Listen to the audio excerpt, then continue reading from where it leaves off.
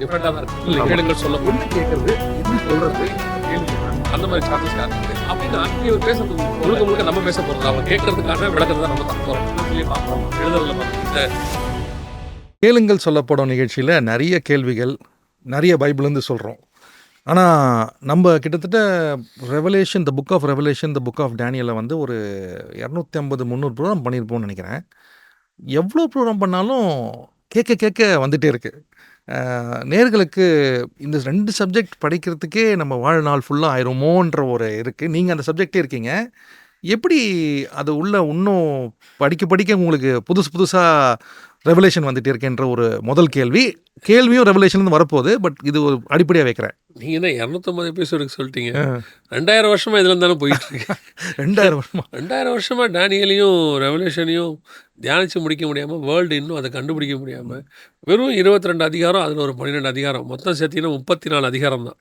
இந்த 34 அதிகாரத்தை 2000 வருஷமாக இன்னும் முடிக்க முடியல.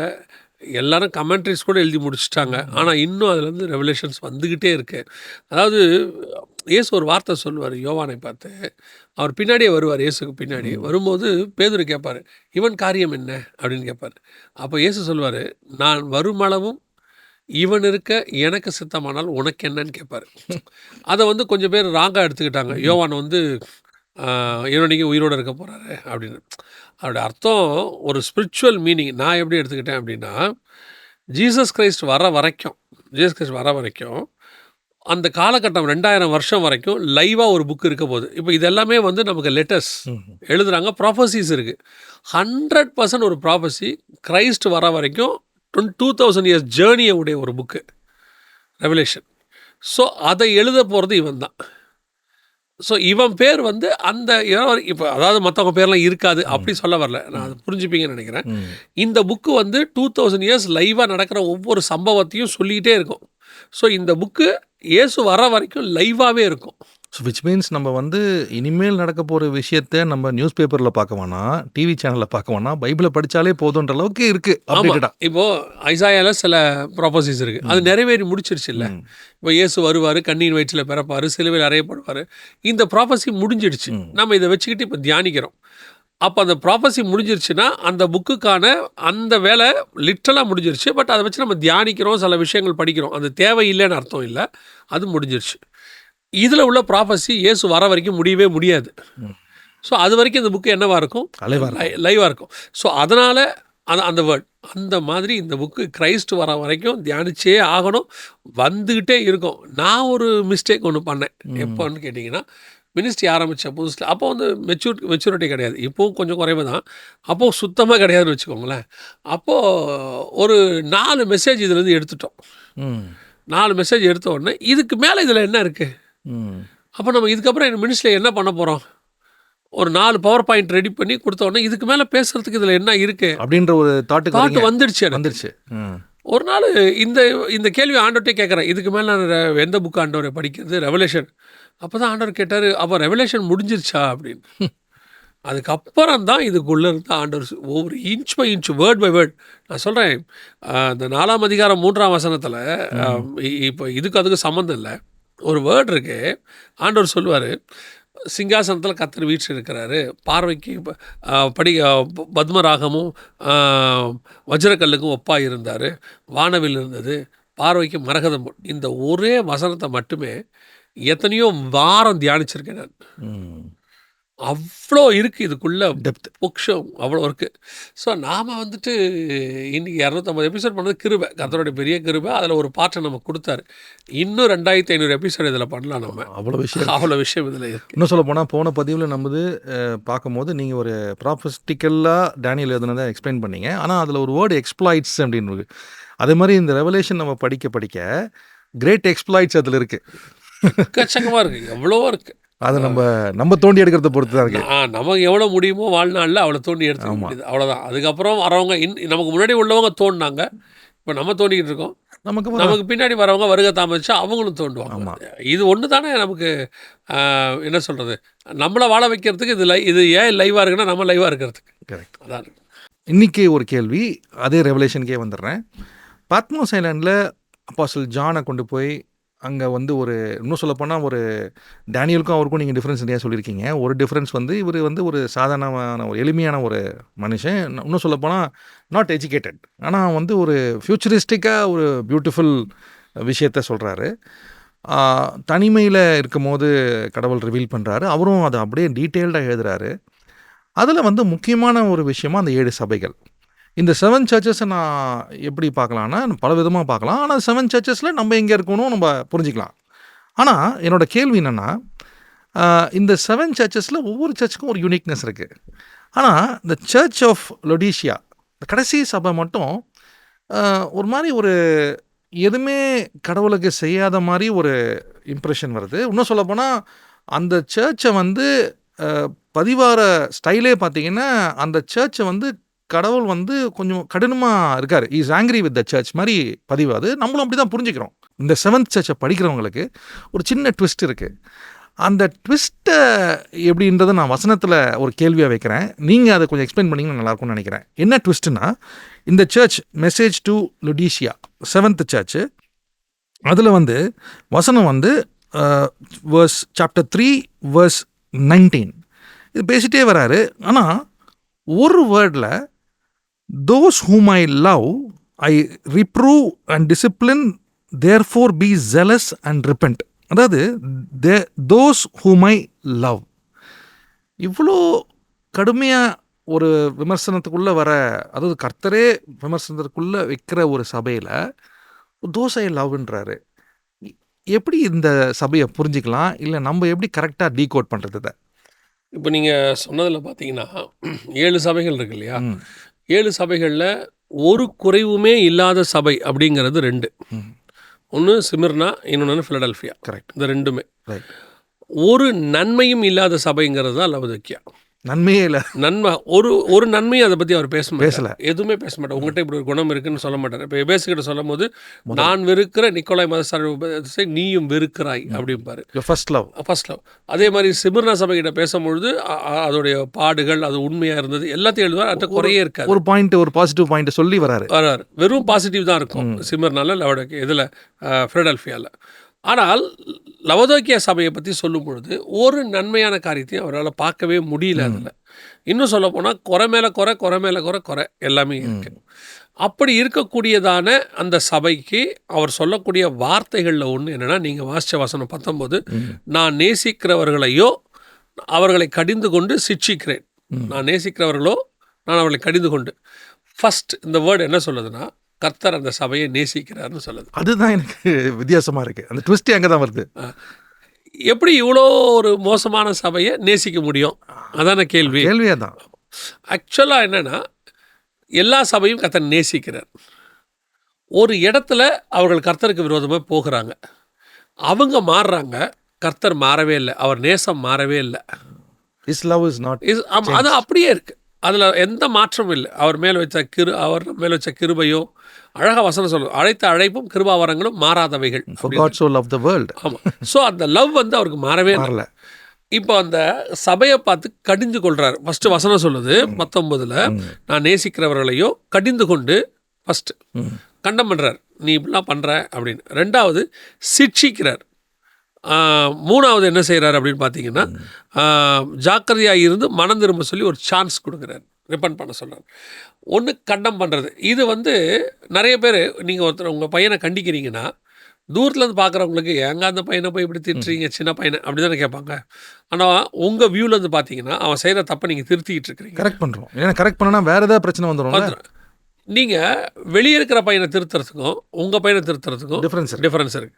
இப்போ ரோட்டில் ஒரு பையன் ஒரு கெட்ட வார்த்தை பேசுகிறான்னா நின்று, தம்பி ஏன்டா இப்படிலாம் பேசுகிறேன்னு கேட்போம். இப்போ நம்ம கேட்குறதில்ல, கேட்டால் அவன் திருப்பி நம்மகிட்ட பேசுகிறான்.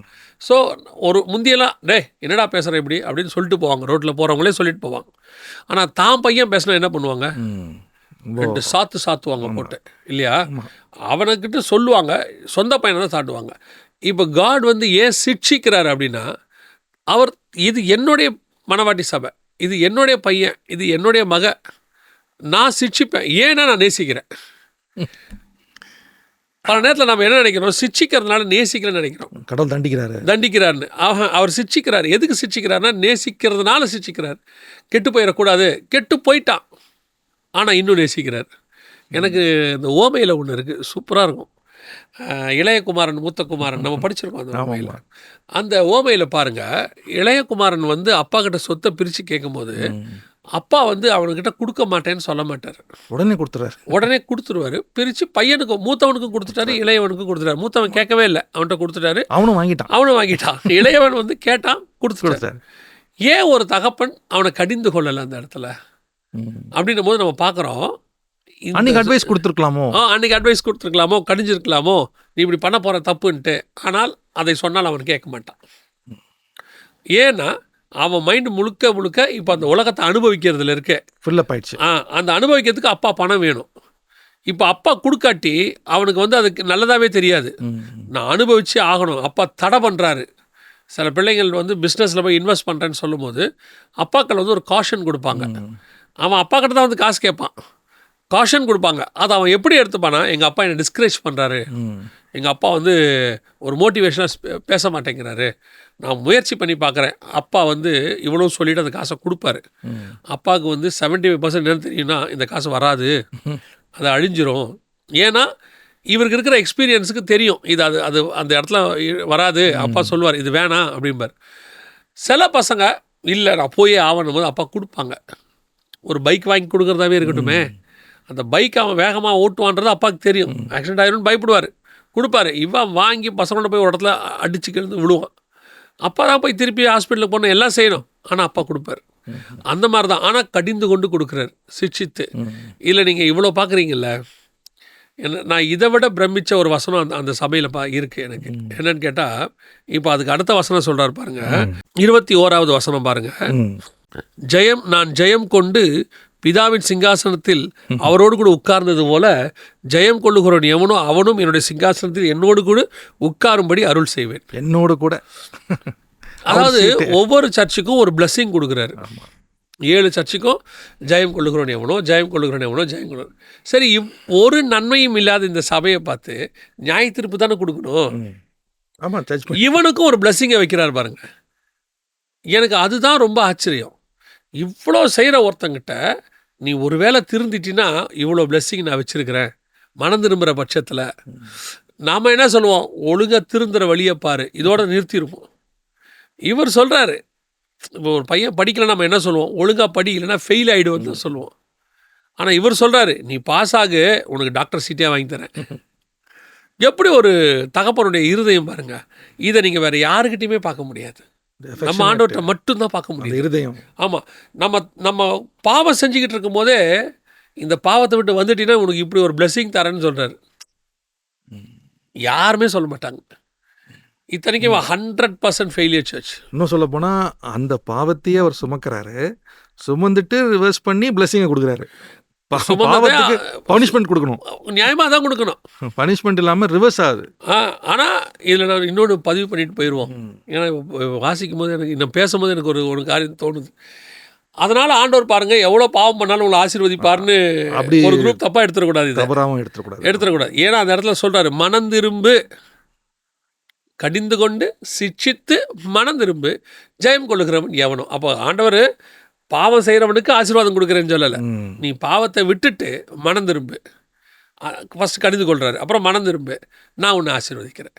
ஸோ காட் வந்து ஆசீர்வதிக்கிறதுல அவ்வளவு கான்ஷியஸாக இருக்கார். அதுவும் முக்கியமாக இந்த சபையை பொறுத்தவரைக்கும் நம்ம வந்து ஒரு ரிவர்ஸாக பார்க்குற ஒரு கண்ணோட்டத்தில் இப்படி ஒரு பிளெஸிங் இருக்குது. நீ வந்துருப்பா, நான் உன்னை எப்படியும் இது பண்ணிக்கிறேன். சில நேரத்தில் பசங்க அப்பாக்கிட்ட கோச்சிக்கிட்டு வெளியூருக்கு எங்கேயா போயிடுவாங்க, அங்கே போய் மாட்டிக்கிட்டு சிக்கி சின்ன பின்னமாவாங்க. அப்பா சொல்லுவார், நீ வந்துருப்பா, பரவாயில்ல, என்ன எல்லாம் போனது போட்ட வந்துருப்பா, அப்பா பார்த்துக்கிற வந்துருப்பா அப்படிம்பாரு. இந்த வேர்டு வந்து வேறு யாராலையுமே சொல்ல முடியாது. அந்த நம்ம மேலே லவ் இருக்க, கேரிங் இருக்கிற ஒரு ஆள் மட்டும்தான் சொல்ல முடியும். அதை காட் நம்ம மேலே சொல்கிறார், நீ வந்துரு, நீ மனம் திரும்பிடு. அதுவும் எப்பேற்பட்ட பிளஸ்ஸிங்னு பாருங்கள், என்னோடு கூட சிங்காசனம் எனக்கு ஈக்குவல் ஆக்கிக்கிறேன்றார். ஒன்று பனிஷ்மெண்ட் வர வேண்டிய இடத்துல அவர் சீட்டை கொடுக்குறாரு, அவர் சீட்டை கொடுத்து நான் என் கூட ஒன்று உட்கார வச்சுக்கிறேன்றாரு. அதான் நேற்று ஒரு நண்பர்கிட்ட பேசியிருந்தேன், who is a real partner அப்படின்னா. உலக பிரகாரமான பார்ட்னர்ஸ் எப்படின்னா, நீ வந்து இன்வெஸ்ட் பண்ணுறாங்க, ஜென்ரலாக நினைக்கிறது என்னென்னா, அந்த கம்பெனி நல்லா போச்சுன்னா ப்ராஃபிட் எனக்கு கொடுத்துரு, இது ஆனால் லாஸ்ட்டில் போச்சுன்னா எனக்கு லாஸ் வேணாம். இதுதான் வேர்ல்டு. நல்லா போச்சுன்னா எனக்கு அது ஒரு ஷேர். ஆனால் லாஸ்ட்டில் போச்சுன்னா லாஸும் ஷேர் ஆகணும்ல. ஆனால் வேர்ல்டு என்ன விரும்புதுன்னா ப்ராஃபிட் மட்டும்தான் விரும்புது. ஆனால் இங்கே நெகட்டிவாக போகிற ஒரு விஷயத்துக்கு இவர் பேர் பண்ணிக்கிறாரு, லாஸ் அவர் பேர் பண்ணிக்கிறாரு, லாஸை பேர் பண்ணி ப்ராஃபிட்டை கொடுக்குறாரு. எப்படி இருக்குது பாருங்கள், ரிவர்ஸாக. நீங்கள் சொல்லும் போது எனக்கு இன்னொரு ஃப்ரெண்ட்ஸோடைய ஒரு அவங்க பழகின விதத்தை ஞாபகம் வருது. ஒரு ஃப்ரெண்ட்ஸ் இருந்தாங்க கொஞ்சம் பேர். அந்த ஃப்ரெண்ட்ஸில் ஒரு 10 பேர் 20 பேர் உள்ள ஃப்ரெண்ட்ஷிப் குரூப் அது. அதில் ஒரு 8 பேர் நல்லா வந்துட்டாங்க, லைஃப்பில் மேலே வந்துட்டாங்க. அதில் ஒரு 4-5 பேர் வந்து மிடில் கிளாஸ் நார்மலி இருக்காங்க. ஒரு 3-4 பேர் ரொம்ப ஒஸ்ட் கண்டிஷனில் இருக்காங்க. இப்போ ஒரு பெரிய ஃபங்க்ஷன் நடக்குது. அதில் பார்த்தீங்கன்னா அந்த ஒஸ்ட் நிலைமையில் இருக்கிற 3 பேரை இவங்க கூப்பிடல. ஓஹோ. மிச்சம் 17 பேரையும் கூப்பிடுறாங்க, அவங்கள கூப்பிடல. நான் அந்த ஃபங்க்ஷனுக்கு போகிறேன், நான் கேட்குறேன் எங்கே அவங்களான்னு. இல்லை அவங்கள இன்வைட் பண்ணல போல அப்படின்னு. ஏன் பண்ணலை? அப்போ நான் ஒரு ஸ்டேட்டஸ் பார்க்குறேன்ல, என் ஸ்டேட்டஸ்க்கு உட்காரத்துக்கு ஒரு ஆள் வேணும். ஈவன் தோ நான் சின்ன வயசுலேருந்து பழகின ஃப்ரெண்டாக இருந்தாலும், ஒன்றா ஒரே ஸ்கூலில் ஒரே டிஃபன் பாக்ஸில் சாப்பிட்டவங்க தான், ஒன்றா விளையாண்டவங்க தான். ஒரு ஸ்டேட்டஸ்னு வரும்போது என் கூட உட்கார வச்சுக்க நான் வந்து ஒத்துக்கலை. இல்லை, நிறைய ஃப்ரெண்ட்ஸ் அப்படி இருக்கிறாங்க இன்றைக்கி. நிறைய ஃப்ரெண்ட்ஸ் அதெல்லாம் பார்க்குறதும் இல்லை, சொல்கிறேன். அப்படி ஒரு மனநிலையை பார்த்தேன். இவர் விழுந்து போனவனை எப்படியாவது வந்துரு, நான் என் கூடவே ஒன்று உட்கார வச்சுக்கிறேங்கிறார்.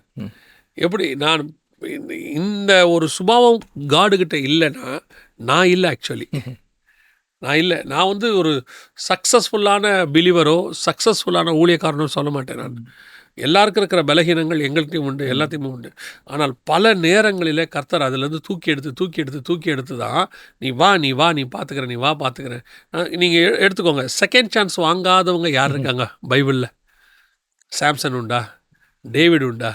இல்லை ஆப்ரஹாம் உண்டா? யார்? ஜாக்கப் உண்டா? செகண்ட் சான்ஸ் வாங்காதவங்க யார்? எல்லாரும் ஏதோ ஒரு இடத்தில் பலகீனம் விழுறாங்க. ஆனால் அவர்களை மீண்டும் தூக்கி எடுத்து அதே ஸ்தானத்தில் உட்கார வைக்கிறது. டேவிட் அவ்வளோ பெரிய விஷயம் செஞ்சு வனாந்தரத்துக்கு ஓடி அவன் குடும்பமே போயிடுச்சு. ஆனால் திருப்பி கொண்டு வந்து அதே சிங்காசனத்தில் உட்கார வச்சார் பாருங்க. என்ன எவ்வளோ பெரிய நேசம் பாருங்கள். அந்த நேசம் இன்னும் காடுக்கு நம்ம மேலே இருக்கு. அதுதான் இன்னும் சொல்ல போனால் அந்த லவோதிக்கேயா சர்ச் பீரியடுங்கிறது நம்மளும் சொல்கிறது கடைசி சர்ச். அதே டேவிடுக்கு சொந்த பையனே அகேன்ஸ்டாக போகும்போது அவர் மேலேருந்து பார்த்து உன் பையனே அகேன்ஸ்ட் ஆனாலும் நான் உனக்கு இருக்கேன்னு சொல்கிறதும் ஒரு மிகப்பெரிய ஒரு தன்மை பாருங்கள். யோவாபு பல நேரத்தில் டேவிடுக்கு அகேன்ஸ்டாக போயிடுவார். ஏன்னா யோவாபு வந்து டேவிட் நம்மளை ரொம்ப ஒரு ஆள். ஆனால் காடு ஒரு நாளும் டேவிடுக்கு அகேன்ஸ்டாக போனதே கிடையாது. அது டேவிட் காட் சைடு இருக்கும்போதும் சரி, டேவிட் வந்து காடுக்கு அகேன்ஸ்டாக இருக்கும்போதும் சரி போனதே கிடையாது. அவ்வளவு ஒரு அதான் அந்த மாறாத நேசம், அந்த அந்த அந்த நம்ம மேலே லவ் மாறவே மாறாது. அதுதான் இதோட எக்ஸ்பிளனேஷன். இதே சபையை நம்ம கொஞ்சம் அந்த வசனத்தை கீழே பார்க்கும்போது சரி, ஒரு பக்கம் இவங்க இந்த சர்ச்சை வந்து நம்ம வந்து ஒரு நெகட்டிவாக பார்க்கக்கூடிய ஒரு தன்மை இருந்தாலும் கடவுளோட மகிமையான அன்பை பற்றி நீங்கள் எக்ஸ்பிளைன் பண்ணீங்க. அது டீட்டெயில்டாக இருக்குது. இன்னும் சொல்லப்போனால் நேசிக்கிறேன்ற வேர்டு ரொம்ப யூனிக்கான வேர்டு, அது இங்கே வருது. அது வசனம் அது கொஞ்சம் கீழே வந்தீங்கன்னா 22ல் he who has an ear let him hear what the spirit says to the churches. அப்போது இந்த சபைக்கும் ஆவியானவர் பேசுகிறாரு. ஆனால் இப்போ என்னென்னா கேட்குற தன்மையில் இருக்குமோ இல்லையோ அவர் பேசிகிட்டே இருக்கார். எப்படி இதை நம்ம கரெக்டாக கேட்ச் பண்ணி அண்டர்ஸ்டாண்ட் பண்ண? அவர் பேசுகிறாரு ஆனால் இவங்க கேட்கல, இல்லை அவர் பேசுகிறாரு எனக்கு கேட்கல அப்படின்னு சொல்கிறவங்களுக்கு நம்ம என்ன சொல்லலாம்? இந்த 7 சபைகிட்ட பேசும்போதும் ஆவியானவருடைய அந்த பேசுகிற விதத்தை நீங்கள் பார்த்தீங்கன்னா 7 தன்மைகளில் இருக்கும். இப்போ உதாரணமாக எபேசுகிட்ட பேசும்போது அவங்ககிட்ட நன்மையும் இருக்குது தீமையும் இருக்குது. ஸோ அவங்ககிட்ட பேசும்போது தீமையை நீ விடு, இல்லைனா உனக்கு இந்த நியாய தீர்ப்பு வரும், நீ மனம் திரும்பாத பட்சத்தில் உன் விளக்கு தண்டை எடுத்து போடுவேன், தீமையை பற்றி சொல்கிறார் கண்டிஷன். அதே நேரத்தில் பிளஸ்ஸிங் சொல்கிறார், நீ இப்படி இருக்க ஜெயம் கொள்கிறோன் எவனோ அவனுக்கு ஜீவரட்சத்தின் கனியை புசிக்க கொடுப்பேன். அடுத்து சிமர்னாக்கு வந்துட்டிங்கன்னா இந்த டாக் இல்லை. சிமர்னாக்கிட்ட ஆவியானவர் எப்படி பேசுகிறாருன்னா அவங்ககிட்ட 100% அவன் வந்து பர்ஃபெக்ட் சர்ச், அவன்கிட்ட குறையே இல்லை, கடிந்து கொள்ளுதலே அவங்ககிட்ட தேவைப்படாது. அவங்ககிட்ட என்ன பேசுகிறாருன்னா அவனுடைய சூழ்நிலையை பேசுகிறார். நீ ரொம்ப கஷ்டத்தில் இருக்கிற, உபத்திரவத்தில் இருக்கிற, இவனை கம்ஃபர்ட் பண்ணி பேசி அந்த கம்ஃபர்ட்டுக்கு நடுவில் நீ இரு, கொஞ்ச நாள் கஷ்டப்படு, உனக்கு வரக்கூடிய பிளெஸ்ஸிங் என்ன அப்படின்னு பேசுகிறார். இப்போ பெர்கமுக்கிட்ட போனீங்கன்னா அவங்ககிட்ட டாக்ட்ரின் கோளாறு இருக்குது. தியேத்தரா கிட்ட போனீங்கன்னா அவங்ககிட்ட ஒரு டாக்ட்ரின் கோளாறு இருக்குது. திருப்பி ஃபிலடெல்ஃபியா கிட்ட வந்துட்டீங்க அல்லது சர்தை கிட்ட வந்துட்டிங்கன்னா ஃபிலடெல்ஃபியா கிட்ட அந்த பிரச்சனை இல்லை. சர்தை கிட்ட வேற ஒரு பிரச்சனை இருக்குது. செத்த சபை, என்ன சொன்னாலும் கேட்காத சபை. இப்படி ஒவ்வொருத்தருக்கும் ஒவ்வொரு விதமாக பேச வேண்டியிருக்கு. ஆவியானவர் எல்லாத்தையும் ஒரே டைப் கிடையாது. ஆனால் இப்போ லவோதிக்கேட்ட பேசும்போது என்ன பிரச்சனை இருக்குன்னா, இவங்ககிட்ட பிளெஸ்ஸிங் பற்றி பேசுறதுக்கு வாய்ப்பே இல்லை. வெறும் கடிந்து கொள்ளதை பற்றி மட்டுமே பேச வேண்டியிருக்கு. ஏன்னா இவங்ககிட்ட 100% கரப்டட் சர்ச். இவனை பார்க்க இவங்ககிட்ட அவர் சொல்கிறது எல்லாம் எப்படி இருக்குது, ஆரம்பிக்கும் போதே அனலும் இல்லை குளிரும் இல்லை. அனலாக இருந்தாலாவது குளிராக இருந்தாலாவது வச்சுப்பேன், இல்லைன்னா உன்னை வாந்தி பண்ணி போட்டுருவேன். அனலாரு இல்லை குளிராரு. அடுத்து சொல்கிறாரு, நீ நிர்பாக்கியம் உள்ளவன், பரிதபிக்கப்பட்டவன், தரித்திரன், கூருடன், நிர்வாணி, என்ன திட்டுறாரு அட்டி. அவங்ககிட்ட இருக்கிறது எல்லாத்தையும் சொல்கிறாரு. இப்போ இவங்ககிட்ட பேசும்போது இவன் கடிந்து கொள்ளதையும் பேசணும். இவன் கடிந்து கொள்றதுல உடஞ்சும் போயிடக்கூடாது. அவ்வளோதான். சில ஆட்கள் பாருங்கள், பாவம் செஞ்ச உடனே சர்ச் விட்டு போயிடுவாங்க. போயிட்டு வரமாட்டாங்க சர்ச்சுக்கு. பாஸ்டர் போய் கூப்பிட்டா கூட வரமாட்டாங்க. அவங்க அதுக்கு வேறு காரணம் சொல்லுவாங்க, சர்ச்சு அப்படி இப்படி. உண்மையான ரீசன் என்னென்னா, அவனுக்குள்ளே சர்ச்சுக்குள்ளே வரதுக்கு இன்ட்ரெஸ்ட் இல்லை. அந்த இன்ட்ரெஸ்ட் போயிடுச்சு. அந்த இன்ட்ரெஸ்ட்டை போக விடாமல், சர்ச்சை விட்டு போக விடாமல் இவனை பார்க்கணும். இது இருக்குது இங்கே. ரெண்டாவது, அதுக்காக இவனை ரொம்ப பூசி மெழுகி சர்ச்சை விட்டு போயிடவும் கூடாது. இன்றைக்கி நிறைய பேர் பாருங்கள், சர்ச்சை விட்டு விசுவாசி போயிடக்கூடாதுன்ட்டு கடிஞ்சு கொள்ளவே மாட்டாங்க, பாவத்தை பற்றி பேசவே மாட்டாங்க, ஒன்லி பிளெஸ்ஸிங். இதுவும் மிஸ்டேக். இப்போ இவர் கடிந்து கொள்ளுதலையும் பேசணும், அதே நேரத்தில் அவன் உடஞ்சும் போயிடக்கூடாது, சர்ச்சை விட்டும் போயிடக்கூடாது. பேலன்சிங் எல்லாம் பேசி முடிச்சுட்டு அடுத்து சொல்கிறாரு, ஒருவேளை இதெல்லாம் விட்டுட்டு நீ சக்ஸஸ் ஆனீன்னா நான் உனக்கு இவ்வளோ பெரிய பிளெஸ்ஸிங் வச்சுருக்கிறேன். இது ஆவியானவர் ஒவ்வொரு சபைக்கு ஒவ்வொரு ஆளுக்கும் பேசுறது. இதில் நம்ம என்ன புரிஞ்சுக்கிறோன்னா, பர்ஃபெக்டாக உள்ளவங்கிட்ட மட்டும் காட் பேசலை, 100% கரப்டட் சர்ச்சுக்கிட்டையும் பேசிக்கிட்டே இருக்கார் காட். அவர் பேசிகிட்டே இருக்கார். அதான் அவர் சொல்கிறார், நான் வாசப்படியில் நின்று கதவை தட்டுகிறேன், என் சத்தத்தை கேட்டு ஒருவன் திறந்தால். அவர் தட்டுறதுக்கு ரெடி, அவர் சவுண்டு கொடுக்கறதுக்கு ரெடி. கேட்குற காது உங்களுக்கு இருக்கா? who has an ear let him hear. கேட்குறவங்க கேட்கணும் அப்படின்றாரு. ஆமாம். இப்போது பவுல் வராரு, தமஸ்குக்கு போகிற வழியில் தடுக்கி கீழே விழுறாரு. ஆண்டவர் பேசுகிறாரு இல்லையா, சவுலே சவுலே நீ ஏன் என்னை துன்பப்படுத்துகிறாய். சவுல் கேட்டுச்சா? இது கேட்டுச்சு இல்லை, இந்த வேர்ட் கேட்டுச்சு இல்லை, மற்றவங்களுக்கு கேட்கல. ஏன் கேட்கல? மொத்தம் தானே பேசுகிறாரு. ஆமாம். எவனுக்கு கேட்கணுமோ அது கேட்கும், யாருக்கு கேட்கலையோ அது கேட்காது. இன்னும் சொல்ல போனால் அந்த அலைன்மெண்ட்டில் இருக்கிறவங்களுக்கு கேட்கும். இப்போ நீங்கள் இன்றைக்கும் சர்ச்சோடைய நிலைமை இதுதான். நீங்கள் சர்ச்சில் உண்மையாக பேசுகிறாங்க, எத்தனை பேர் கேட்குறாங்க, எத்தனை பேருக்குள்ள அந்த வார்த்தை போகுது, எத்தனை பேர் மனம் திரும்புகிறாங்க. ஒரு குரூப்பு பேசவே இல்லை. ஆவியானவர் சபைகளுக்கு சொல்லுகிறதை பல சபைகளில் ஆவியானவரே சொல்லலை. ஏன்னா ஆவியானவருடைய மெசேஜ் என்னன்னு பைபிள் தெளிவாக சொல்லிடுச்சு. அதை தவிர்த்து வேறு மெசேஜ் வந்து அது ஆவியானவர் வந்தது இல்லை. ஸோ அப்படிப்பட்ட மெசேஜ் வரும் பொழுது அது ஆவியானவர் பேசுனதில்லை. சரி, அதை விட்டுருவோம். ஆவியானவர் பேசி எத்தனை பேர் கேட்காம இருக்காங்க?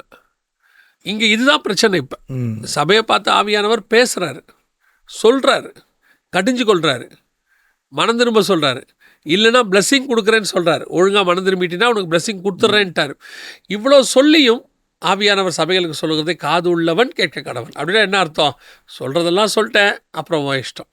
காது உள்ளவன் இல்லைன்னா அதுதான். அப்போ காது இல்லைன்னா அப்போ காது இல்லைன்னு அர்த்தமானா இல்லை, காது இருக்கு, கேட்குற காது இல்லை, உள்ள இல்லை, போக மாட்டேங்குது, என்ன சொன்னாலும் போக மாட்டேங்குது. முந்தியாவது சர்ச்சஸில் பார்த்தீங்கன்னு சொன்னால், ஒரு சில சர்ச்சஸில் ஒன்றும் கடிஞ்சு கொள்ளலாம் மாட்டாங்க. சபை தூங்கும், 1.5 மணி நேரம் தான் ஆராதனை இருக்கும். மிஞ்சி போச்சுன்னா அதில் 20 நிமிஷம் தான் மெசேஜ் இருக்கும். அதுக்கப்புறம் சர்ச் முடிஞ்சிடும். ஆனால் இப்போ அந்த சபைகளில் கூட 1 மணி நேரம் ஜனங்களுக்கு வார்த்தையை கொடுக்குறாங்க. அந்த மாதிரி சபைகள் என்ன கூப்பிடும்போது நான் நினச்சிட்டு போவேன் எவ்வளோ டைம் கொடுப்பாங்கன்னு. ஆனால் அவங்க சொல்லுவாங்க, நீங்கள் 1.5 மணி நேரம் பேசுங்க, 1 மணி நேரம் பேசுங்க. வேர்டுக்கு இம்பார்ட்டன்ஸ் கொடுக்குறாங்க.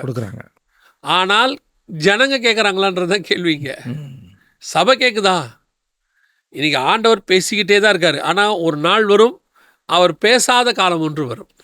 He'll be silent. ஆமாம், இவங்க போய் தேடுவாங்க. இவங்க கதறுவாங்க, வசனத்தை பூமியின் உடுக்கடையாந்திரம் மட்டும் மறுமுனை மட்டும் தேடுவார்கள்னு இருக்கு, கிடைக்காது. அதனால தான் நான் இப்போ சொல்லிகிட்டே இருக்கிறேன். என்ன சொல்லிகிட்டு இருக்கேன், போகிற சபைகளுக்கெல்லாம் இந்த ஆடு மாடுக்கு ஒரு சுபாவம் உண்டு, நிறைய மிருகங்களுக்கு அந்த சுபாவம் உண்டு. என்னன்னு கேட்டிங்கன்னா, முதல்ல கிடைக்கும் போது புல்லை சாப்பிட்றோம், சாப்பிட்டுட்டு இந்த 2 சைடு என்ன செய்யும், அது அடைக்கிறோம். குரங்கெல்லாம் பார்த்திங்கன்னா இந்த இடத்துல அடக்கி வச்சுருக்கோம், சில உயிரினங்கள் வந்து கழுத்துக்கிட்டு வச்சுருக்கோம். இல்லை, அப்புறம் அதுக்கு டைம் கிடைக்கும் போது என்ன பண்ணோம், இந்த சாப்பிட்ட பொருளை என்ன செய்யும், அசை போடும். எடுத்து அதை அசை போட்டு அதுக்கப்புறம் அது உள்ளே போனால் தான் டைஜஸ்ட் ஆகும். நீங்கள் ஆடு மேய்க்கும் போது பார்த்தீங்கன்னா அது அப்படியே மேய்ஞ்சிக்கிட்டே போகும். அது நம்மளை மாதிரி உட்காந்து பொறுமையாக சாப்பிட்டு தண்ணியெலாம் குடிக்காது, மேய்ஞ்சிக்கிட்டே போகும். அப்புறம் ஒரு இடத்துல போய் உட்காந்து என்ன செய்யும், அசை போடும்.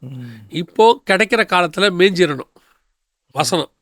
இன்னும் ஒரு காலம் வருது, கிடைக்காத காலம் வருது, ஆவியானவர் பேசாத காலம் ஒன்று வரும், அப்போ கிடைக்காது. அப்போ என்ன பண்ணணுன்னா, இந்த கிடைச்ச வசனத்தை என்ன செய்யணும், ஒரு நம்ம நிகழ்ச்சியை பற்றி ஒருத்தர் சொன்னாங்க, இது இங்கே சூட்டபுளாக இருக்கும்னு நான் நினைக்கிறேன். ஒரு அம்மா சொன்னாங்க, நம்மளுடைய ஓமைகள் ரகசியங்கள் எல்லாத்தையும் அவங்க எழுதுகிறாங்களாம் டைரியில். நான் சொன்னேன், நான் ஆக்சுவலாக மீடியா மைண்டில் கேட்குறேன், இல்லையே நீங்கள் அதை யூடியூப்லேருந்து டவுன்லோட் பண்ணி கூட ஒரு ஹார்ட் டிஸ்கில் வச்சுக்கலாம், ஸ்டோர் பண்ணிக்கலாம். இல்லை பிரதர், நான் டைரியில் எழுதி என் பையனுக்கு நான் அதை கிஃப்ட் கொடுக்க போகிறேன். அவங்களுக்கு அது பொக்கிஷமாக இருக்குது. நாளைக்கு மீடியா இல்லாமல் போனால் கூட நான் எழுதுறது என் பையன்கிட்ட இருக்கும் அப்படின்னு அந்த அம்மா வந்து சொன்னாங்க. அதுக்கு நான் சொல்ல வரேன். ஸோ இன்றைக்கி ஆவியானவர் பேசுகிறது வாய்ப்பு இருக்குது. இந்த காலத்தை நாம் செவி கொடுத்து கேட்க தொடங்கினால் இப்போவும் நல்லது, பின்னாடியும் நல்லது, இல்லைன்னா கஷ்டம். அதான், let who has an ear let him hear what the Spirit says to the church. Main takeaway என்னென்னா, அவர் பேசுகிற நேரத்தில் நம்ம மேக்ஸிமைஸ் பண்ணிக்கணும். மேக்ஸிமைஸ் பண்ணுறது எப்படின்னா, அவர் சொல்கிறத கேட்கணும், கேட்டு செயல்படணும். பரிசுத்த ஆவியை பக்கத்தில் வச்சுக்கிட்டாலே பல விஷயங்கள் சால்வ் ஆகிடும்.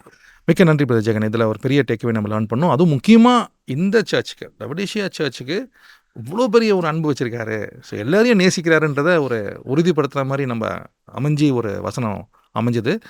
அவ்வளோ டீப்பாக நேசிக்கிறாரு. ஸோ நம்ம யாரையும், அதாவது எல்லாருக்குமே ஒரு யூனிக் பிளெஸிங் இருக்குது. அதுதான் நான் லேர்ன் பண்ணுறேன். இந்த நிகழ்ச்சிக்கு நீங்கள் வந்ததுக்கு மிக்க நன்றி. அடுத்த பதிவில் இன்னொரு கேள்வி. Again will meet you again. நன்றி, வணக்கம்.